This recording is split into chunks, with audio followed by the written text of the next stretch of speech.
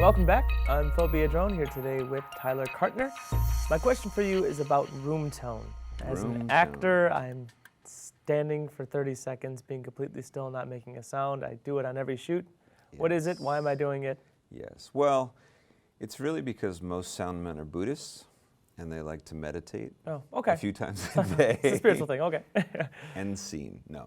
It's so that you can capture the sound of the room so that, let's say you have a line, and it's, my dog, he ate the garbage, and in between my dog and he, somebody knocks something over on the set, makes a noise, right? So there's a sound in the room. Like right now, there's some high-pitched noises that the lights are making, and I can hear a faint air-conditioned hum. No room is silent. So in order for me to fill that little space where there's a clank in there, if I want to get rid of it, I need the sound of the room.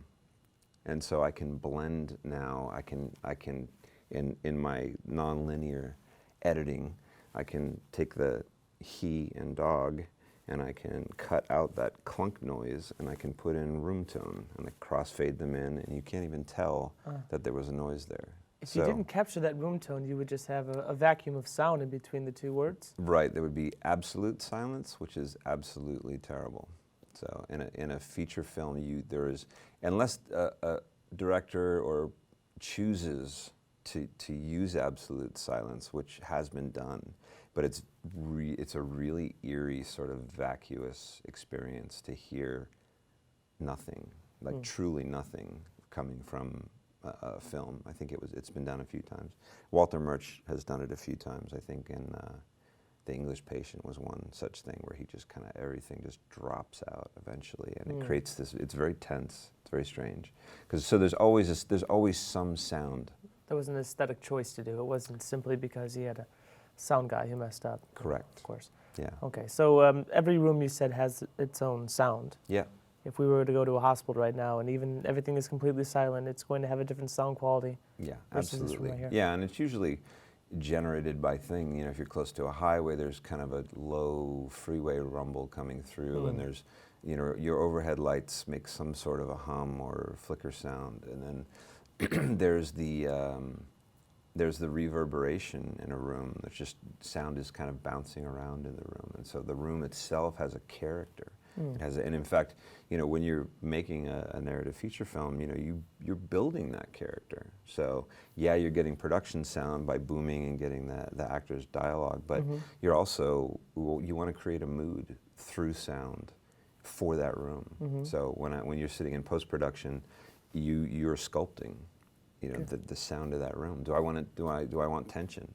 Is there a high-pitched kind of inconsistent flickering random light sound in the background that's causing a little tension, you know? Is there a classic example like Walter Murch, I'm a huge fan, in American Graffiti, there's a scene where the kids are hooking a cable up to the bottom of the cop car. I don't know if you've seen that, but seen the movie, but there's this freight train sound. It sounds like it's coming down on the heads of the actor, like it's about to run them over. There's no train, and you never see a train in that scene. It's like, the train's going, and it's and the sound and the rumble, and yeah, just to create tension. Audio's there only to create tension. I see.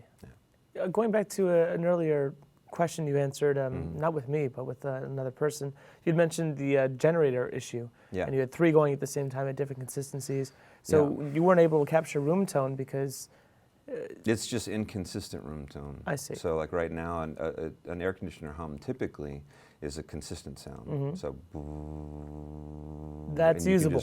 That's usable because you can get what's called a noise print.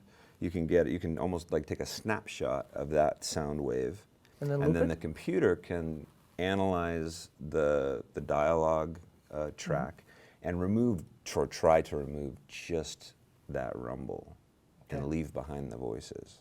So it's a computer algorithm that does that. But you know, if it's very inconsistent, like the wind, wind is very difficult. It's very difficult to remove, and anything that's in the frequency range of the human voice, that particular actor, like I have a low voice, so if I have something that falls into my frequency range, high, low, it's going to be impossible to separate from my voice. But if it's an actress with a high voice and something lower comes in, I think to myself, I can probably get rid of that because the frequencies are so different. I see. So, yeah. Okay, well, great. Thanks for answering my question about room tone. You're very welcome.